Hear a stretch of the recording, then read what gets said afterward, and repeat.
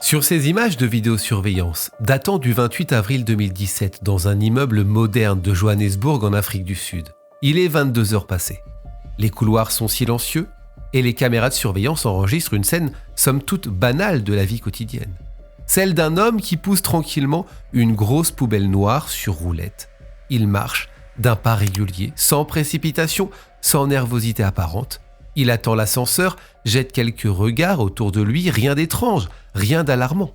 Après tout, qui prête attention à quelqu'un qui sort ses ordures en pleine soirée. Mais ce que les caméras ne peuvent pas montrer, c'est ce qui se joue vraiment à ce moment-là. Ce que personne ne devine en fait, pas même les voisins ou le gardien de l'immeuble, c'est que derrière ce geste anodin se cache en réalité la clé d'une affaire qui va choquer toute l'Afrique du Sud.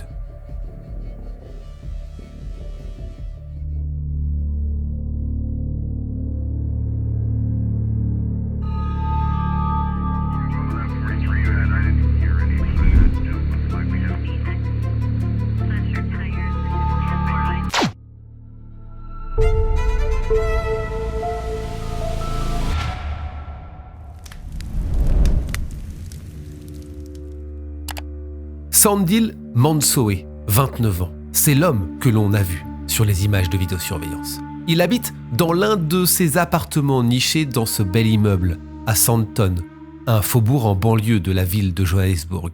C'est un homme d'affaires sud-africain, trader en devises, charismatique, séduisant, très religieux. Il a été marié et a 3 enfants, de 2 ex-femmes. Il a créé une boîte de conseils financiers qui lui rapporte beaucoup d'argent et beaucoup de succès. Sandile, c'est l'exemple même du type qui a réussi et qui étale sa réussite et son succès aux yeux de tous. Habits de luxe, voitures de luxe, montre bling-bling, il gagne beaucoup d'argent et ne le cache pas. Il se dit très amoureux d'une jeune femme qui va partager sa vie d'ailleurs. Karabo Mokoena, elle a 22 ans en 2017. Elle est née le 27 mars 1995 précisément et est originaire également de Johannesburg. C'est une jeune femme ambitieuse. Elle est étudiante en commerce, à temps partiel, mais elle rêve de réussir dans le monde de la mode et du lifestyle, sur les réseaux sociaux notamment. Comme beaucoup de monde donc, elle possède des profils sur les réseaux sociaux, sur lesquels elle partage des messages inspirants, des photos d'elle. Elle est décrite comme étant une femme pleine de vie, généreuse, bonne vivante. Elle est aussi très croyante. Elle est volontaire dans une association pour les droits des femmes et des enfants. Elle a le cœur sur la main, elle publie d'ailleurs de nombreuses vidéos où elle explique face caméra aux femmes qui sont victimes de relations toxiques comment s'en sortir et être forte au quotidien. Côté famille, elle est proche de ses parents, de son frère et sa sœur, qu'elle appelle souvent d'ailleurs. Karabo et Sandile se sont rencontrés en octobre 2016. C'est une histoire qui a démarré très vite puisqu'ils emménagent en fait rapidement chez Sandile dans ce bel appartement en novembre 2016. Karabo est très amoureuse. Voyage, soirée, cadeaux. De l'extérieur, le couple renvoie l'image du couple parfait, du couple modèle, fort, et dont la vie est une vraie réussite. C'est vraiment ce qui ressort. De l'extérieur seulement.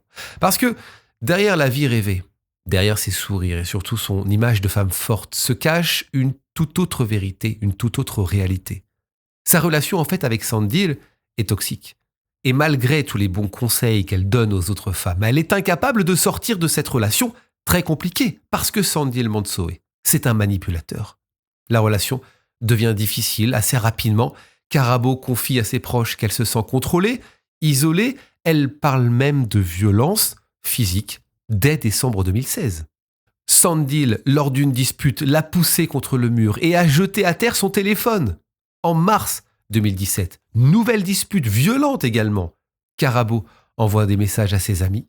Elle parle de violences psychologiques subies en plus de celles qu'elle a subies physiquement. Elle qui renvoie une image de femme indépendante et forte. Elle est complètement sous emprise. Elle reste avec lui, espérant qu'il va changer, mais tout va s'amplifier. Le jour de son anniversaire, le 27 mars 2017, elle est à l'hôpital parce qu'elle a reçu encore une fois des coups. Elle appelle sa mère qui va arriver, en discutant avec elle de nombreuses heures, à la convaincre d'ouvrir les yeux et de quitter cet homme-là, de quitter Sandile. Ce qu'elle va faire. Sauf qu'au moment où elle veut aller porter plainte contre lui, En arrivant au commissariat, elle se rend compte, écoutez bien, que c'est lui, que c'est Sandil qui a porté plainte contre elle, qui l'a devancée. Alors les policiers ne la prennent pas au sérieux. Ils lui expliquent de gérer elle-même ses problèmes de couple. Karabo est dépitée. Elle retourne vivre chez ses parents et commence à refaire petit à petit sa vie. Elle veut tourner la page de Sandil. Elle veut oublier cet homme dont elle est pourtant follement amoureuse. Franchement, j'aurais aimé vous dire que l'histoire s'arrête là, que Karabo est sortie de cette relation toxique, qu'elle a repris une vie heureuse, mais vous vous en doutez, malheureusement, le destin en a décidé autrement. Cinq jours après son anniversaire, 5 jours après ces nouvelles violences, Karabo sort avec des copines pour se changer les idées dans un club, pas loin de l'appartement de Sandil d'ailleurs. Et bien sûr, vous vous en doutez, elle tombe sur lui ce soir-là. Alors ses copines lui expliquent de ne surtout pas aller lui parler, mais elle ne va pas les écouter. Elle est encore follement amoureuse de lui, elle décide d'aller lui parler. Et c'est à ce moment-là que l'histoire, on s'en doute, commence à reprendre. En tout cas, les contacts, c'est assez court, 5 jours, mais les contacts commencent à se rétablir entre les deux. Le problème, c'est que le soir du 27 avril 2017, elle va disparaître totalement des écrans radars et l'inquiétude va rapidement laisser place à l'horreur. Il y a une personne qui sait où s'est rendue ce soir du 27 avril 2017. C'est la mère de Karabo. En fait, la mère de Karabo l'a eu au téléphone ce jour-là. Karabo lui a avoué qu'elle devait rejoindre Sandil dans la soirée pour encore une fois aller en boîte, mais ce coup-ci qu'avec lui. Elle devait sortir qu'avec lui. Sa mère, évidemment, l'a fortement déconseillé. Elle explique l'avoir rappelé une autre fois dans l'après-midi. Karabo a décroché, mais elle a chuchoté. Elle lui a dit « Je ne peux pas te parler, je te rappelle ». Et après cet appel, plus personne n'aura donc de nouvelles de Karabo. Sa mère, inquiète de la savoir avec Sandil, décide de la rappeler le lendemain. Nous sommes le 28 avril au matin, mais les appels et les messages restent sans réponse et c'est à partir de là que l'inquiétude va vraiment grandir parmi les proches. C'est pas dans les habitudes de Karabo de ne pas donner de nouvelles, elle est quasiment collée à son téléphone portable. Alors la famille décide de contacter la dernière personne qui est censée l'avoir vue, Sandil Mansoé. Et quand la mère appelle Sandil, il a l'air surpris de cet appel. Il affirme qu'effectivement, il l'a vue ce 27 avril, mais qu'elle est partie après une dispute dans la soirée, qu'elle n'est jamais venue chez lui. C'est bizarre. Elle aurait sûrement appelé sa famille si c'était le cas. Où a-t-elle pu aller ? Des témoins confirment que le couple effectivement s'est disputé parce que Sandil draguait une autre femme en boîte de nuit. Mais il semble, selon ces témoins, qu'ils sont repartis ensemble. Ça va dans le contraire de ce qu'a dit Sandil. C'est alors que la sœur de Karabo va se rendre directement à l'adresse de Sandil. Elle croise le gardien et, en le croisant, elle lui demande, elle montre une photo, si à tout hasard il aurait vu sa sœur dans l'immeuble aux alentours du 27-28 avril 2017. Le gardien dit non, je ne l'ai pas vu physiquement. Par contre, et ça c'est glaçant, j'ai retrouvé des papiers dans une poubelle. Et j'ai regardé la photo sur les papiers. C'est votre sœur. Les proches contactent directement la police parce qu'il y a urgence. À partir de là, ses amis vont lancer une campagne sur les réseaux sociaux avec le hashtag #FightKarabo, retrouver Karabo, partageant des photos de la jeune femme en espérant que quelqu'un puisse se manifester, que quelqu'un l'ait vue ou que quelqu'un ait des indices, des nouvelles. Ça permet aussi de mettre la lumière sur cette affaire dans un pays, je ne l'ai pas précisé, où la violence envers les femmes est monnaie courante. La mère de Karabo va rappeler Sandil une nouvelle fois en disant « Où est ma fille ?» Il répond « Je ne sais pas. Je ne sais pas, mais je ne l'ai pas tuée. » C'est sa phrase. Sans nouvelles de Karabo, les policiers commencent vraiment à enquêter. Au tout départ, les enquêteurs forcément contactent Sandil qui va donner la même version qu'à la mère. Il va rajouter qu'il pense que Karabo est parti à Londres, c'est ce qu'il explique aux enquêteurs. Sauf que les papiers de la jeune femme, souvenez-vous, ont été retrouvés dans la poubelle. C'est quand même compliqué, cette théorie. Pourquoi elle serait partie à Londres sans ses papiers ? En visionnant les caméras de surveillance de l'immeuble, la police va faire des découvertes majeures. pour l'enquête. Parce que, regardez, la vidéo de surveillance de l'immeuble va filmer effectivement les deux jeunes gens au niveau des ascenseurs.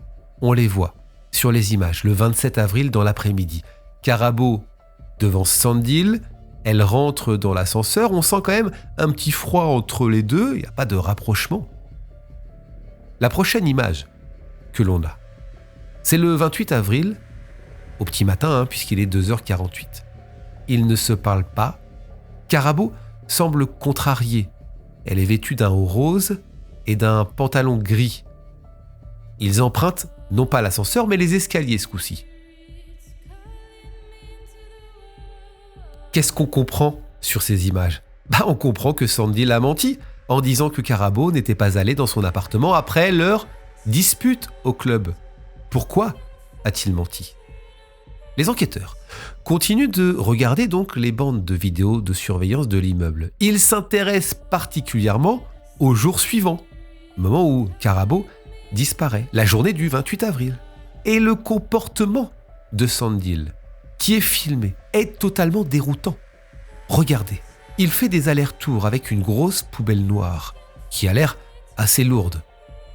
Sur une première caméra, qui semble filmer donc le hall de l'étage numéro 4, il est noté 4 sur la porte si on arrive bien à lire, on y voit Sandil à 21h57 traîner une grosse poubelle et il sort du champ de la caméra. En fait, je pense qu'à ce moment-là, il rentre dans son appartement. À 22h06, il re-rentre dans le champ de la caméra, toujours entraînant cette fameuse grosse poubelle. Il prend l'ascenseur.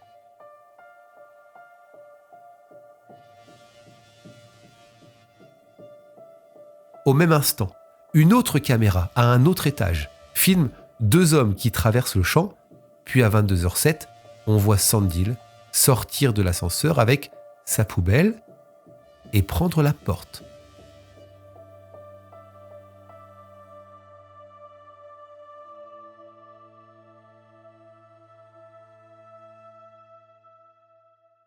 A priori, cette porte-là mène au parking.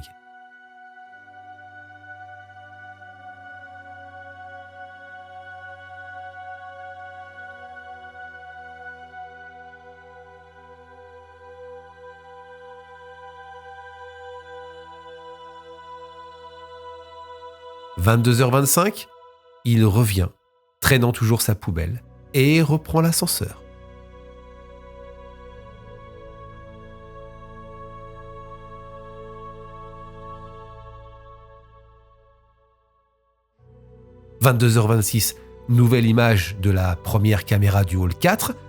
Sandil sort de l'ascenseur et semble laisser la poubelle au local poubelle. Elle a l'air ce coup-ci beaucoup plus légère que tout à l'heure. À 22h28, il reprend l'ascenseur, il croise des voisins, il a l'air anxieux, il regarde autour de lui.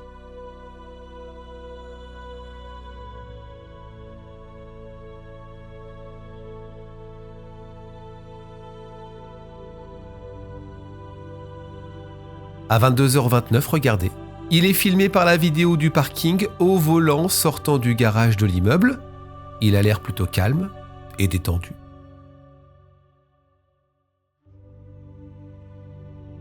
Mais cette attitude devient vraiment louche. C'est quoi ces allées-venues ? Que fait-il ? Que transportait-il ? Qu'y a-t-il dans sa voiture ? D'autant plus qu'on va l'apercevoir plus tard, le lendemain, à minuit 35, avec des gants et un sac poubelle vert, sortir sûrement de son appart et jeter le sac poubelle au local poubelle. A-t-il nettoyé chez lui et jeté des choses ? Le 29 avril, en parallèle de l'enquête, un ouvrier va faire une terrible découverte sur un chantier. Il découvre un corps brûlé avec des traces de produits chimiques et enterré dans une fosse peu profonde à côté de Johannesburg. Le corps est dans un état pitoyable, mais il semble être celui d'une femme. Quelques jours plus tard, la tragique nouvelle tombe, il s'agit de Karabo Mokoena. Son corps a été incendié avec des produits chimiques, donc, pour effacer des preuves, l'Afrique du Sud, en apprenant cette nouvelle, est sous le choc. Rapidement, les enquêteurs comprennent qu'il s'agit d'un meurtre prémédité et tous les soupçons, vous le savez, vous le voyez, se tournent vers Sandil Mansoé. Il est arrêté. Il est interrogé au commissariat. Ses propos ne tiennent pas la route. Les vidéos prouvent que Karabo est monté avec lui, vous l'avez vu, et on ne l'a jamais vu redescendre, on ne l'a jamais vu ressortir. Elle n'a pas pu s'envoler pour Londres, vu que son passeport a été retrouvé dans la poubelle. Et pourquoi a-t-il fait autant d'allers-retours avec une grosse poubelle ? Dans son appartement qui est inspecté, une tache sur un tapis dans la cuisine intrigue les enquêteurs.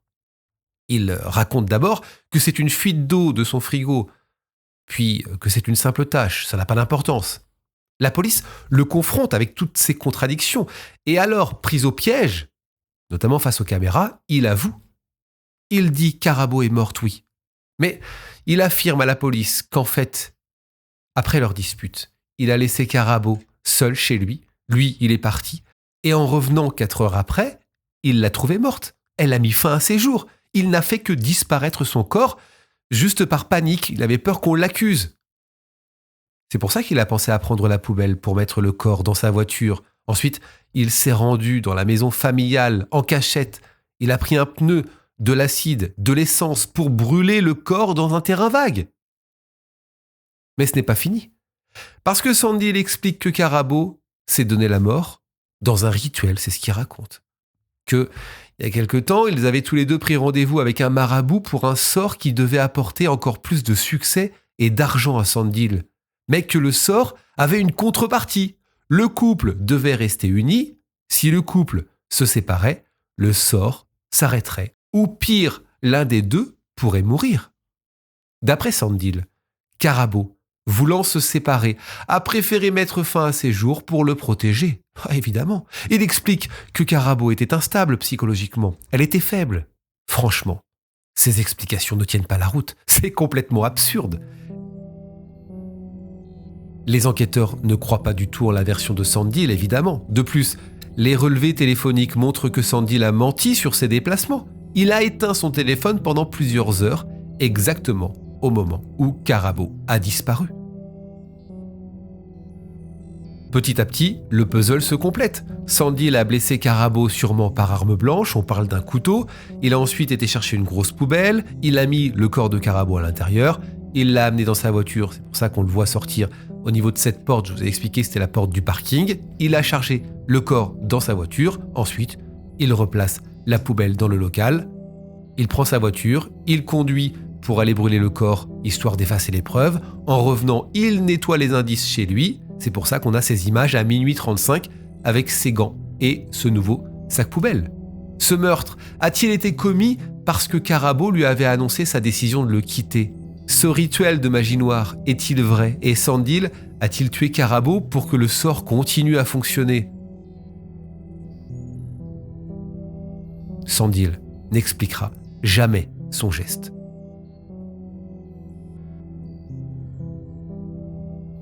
Le procès débute en 2018, il va continuer à plaider non coupable. Le problème, c'est que les témoignages de violence contre lui s'accumulent. Seule une de ses ex va témoigner pour lui, en sa faveur, en disant que c'est un homme et un père exceptionnel. Les avocats de Sandil essaient, eux, de salir, de ternir l'image de Karabo. Elle était volage, accro à l'argent, agressive, violente. Souvenez-vous, Sandil a porté plainte contre elle. Mais les proches de Karabo sont sous le choc. Le portrait dressé par la défense, c'est pas la Karabo qu'ils connaissent. Le jury ne croit pas en cette version. De plus, le féminicide de Karabo Mokoena déclenche une vague de colère et de mobilisation contre les violences faites aux femmes en Afrique du Sud. Il y a des hashtags comme Justice for Karabo qui envahissent les réseaux sociaux. Cette affaire, vraiment, c'est une onde de choc. Le 3 mai 2018, Sandil Mansoé est reconnu coupable de meurtre, d'atteinte à l'intégrité corporelle et d'obstruction à la justice. Il est condamné à 32 ans de prison. La famille de Karabo salue le verdict, mais remet en question l'état mental de Sandil car il n'a montré aucun remords pendant le procès.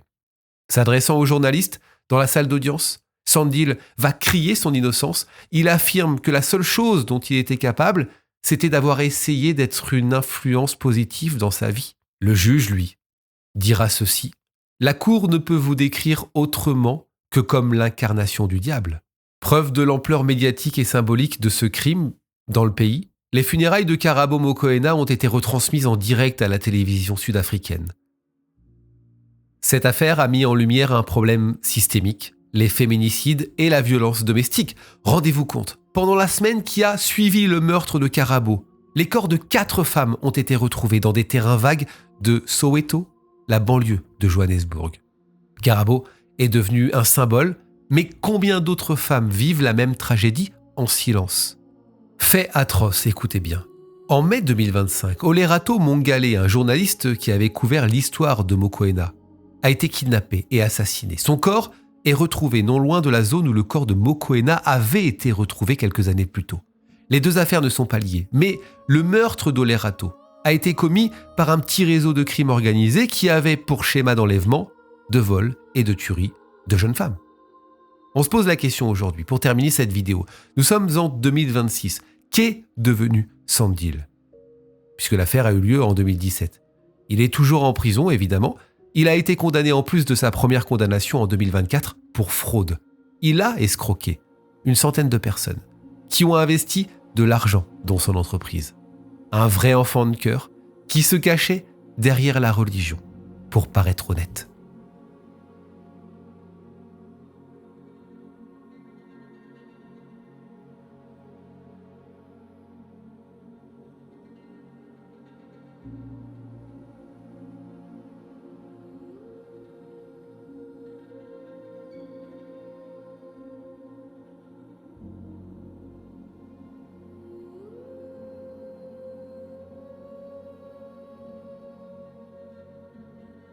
Voilà, c'est la fin de cette histoire. Merci beaucoup, comme d'habitude, de l'avoir suivi jusqu'au bout. On va terminer par vos commentaires sur l'une des dernières vidéos qui est apparue sur ma chaîne au moment où j'enregistre celle-ci. Vous savez, j'essaie de lire vos commentaires et de les mettre en avant. C'est la vidéo concernant Lily James. Vous savez, ça se passe dans un établissement scolaire. On a ces images de vidéosurveillance où on voit le meurtrier de Lily, qui est un ex-copain. Attendre avant de commettre l'irréparable. Il est derrière la porte d'un vestiaire, ça prend quelques minutes, il entre dans ce vestiaire, il y a Lily dans le vestiaire et malheureusement il la tue avant de lui mettre fin à ses jours. Je vous en dis pas plus, allez voir la vidéo si ce n'est pas encore fait. C'est une histoire qui vous a beaucoup fait réagir, puisqu'on est à plus de 300 commentaires sur cette histoire. J'ai le message de Frenchy Hard qui dit « Tout ça, une vie enlevée, 2 familles brisées pour une amourette de 5 semaines, c'est un truc de fou. Que tu veuilles te foutre en l'air, c'est une chose, mais pourquoi vouloir prendre la vie autrui ? Je ne comprendrai jamais ce type de raisonnement. » Il va un petit peu plus loin. « Dans ma vie, j'ai eu 3 véritables amours, dont 2 avec lesquels j'ai eu un enfant à chaque fois. C'est madame qui est partie et jamais je n'ai eu la moindre intention de leur faire du mal. » Il y a le commentaire qui continue un petit peu, si vous voulez le lire, n'hésitez pas. Merci pour ton commentaire, Frenchy Hard, et je te rejoins là-dessus, évidemment. Un petit coucou à Nala, fidèle abonné. Merci, Nala, pour tes messages ici ou là. Qui dit « Lâche jusqu'au bout, non seulement il n'a laissé aucune chance à cette pauvre Lily, mais en plus, il n'a même pas la décence d'assumer ses actes. Je plains toujours les familles, tant des victimes que les familles du meurtrier. Personne ne pense jamais que des types aussi étrange, soit capable du pire. » Voilà pour le message de Nala. N'hésitez pas encore une fois à commenter aussi cette vidéo. On fera un point dans une des prochaines. Merci beaucoup pour votre fidélité. Merci beaucoup pour vos commentaires. N'hésitez pas à vous abonner si ce n'est pas encore fait sur cette chaîne, puisque je sais qu'il y en a beaucoup qui regardent les vidéos, mais qui ne sont pas forcément abonnés. Donc je ne sais pas si vous avez les notifs. Bref, voilà. Je vous embrasse. Je vous dis à la prochaine. Prenez soin de vous et n'oubliez pas, la vérité n'est jamais très loin. Salut.